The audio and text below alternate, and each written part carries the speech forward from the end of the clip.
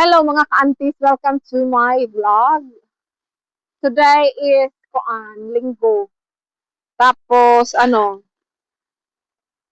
parang maganda man yung panahon kasi maaraw. Try natin mag-vacuum ng sasakyan kasi grabe ang dumi. So, hinatid ko kasi yung anak ko sa nagpagupit. Kaya while nag-intay ako sa kanya, nagpagupit, mag-vacuum muna tayo ng car. So, minsan lang kasi maganda yung panahon.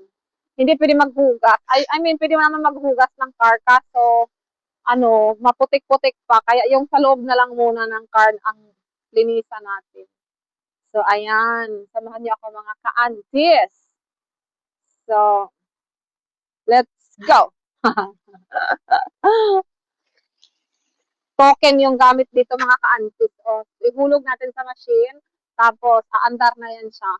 So, ito, binibili siya. Mga 100 crowns, 4 na piraso. Nagamit ko na yung dalawa nung nagbugas ako ng car before. So, yung dalawa, tinabi ko. So, ipang vacuum natin siya. Kasi parang hindi yata, kasya yung isang token lang. Kasi masyadong madumi yung car. So, let's go!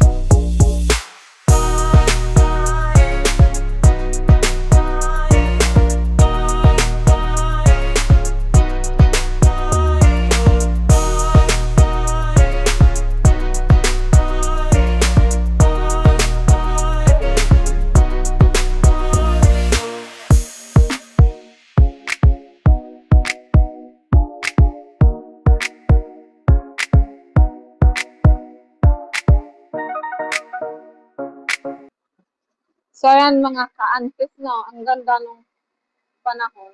Tapos dyan mga ka-aunties, yan yung, maghugas ka ng car. Ikaw mismo maghugas. Tawag dyan? Token din dyan. Same lang dito.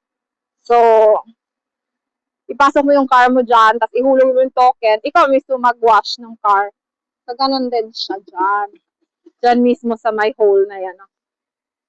Yan. Tapos gasolinahan din siya. Walang tao dito, mga ka-aunties. Sariling sikap talaga. We need to do it by ourselves. Walang ibang tutulong.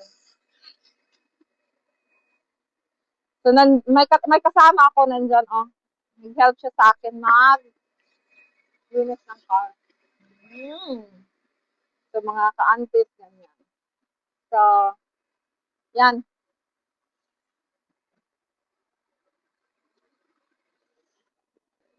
Mga ka-aunties, saglit lang yung isang token. Hindi ko alam ilang minuto. So, kailangan siya 2 token yung pag maglinis ka. Malit naman yung car, pero ganun talaga. Konti lang.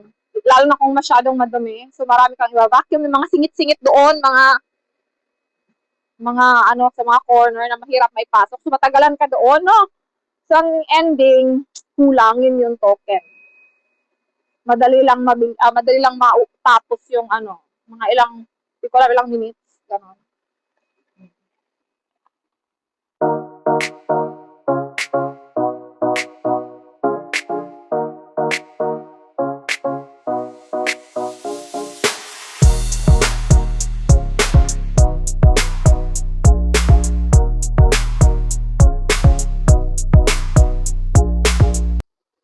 Mga ka-aunties, tingnan nyo, di ba self-service dyan maglinis. Ikaw yung maglinis ng car. So, pasok mo lang dyan. Kaya yung isa, yung dalawa sa nasara. Kasi malamig man good. Kaya siguro, pwede mong isasara. Usually, pag winter, lagi nila yung sinasara kasi nag-frozen yung mga tubig. So, ngayon kasi plus yung weather, hindi minus. Kaya, yan, marami naglilinis. Ganon.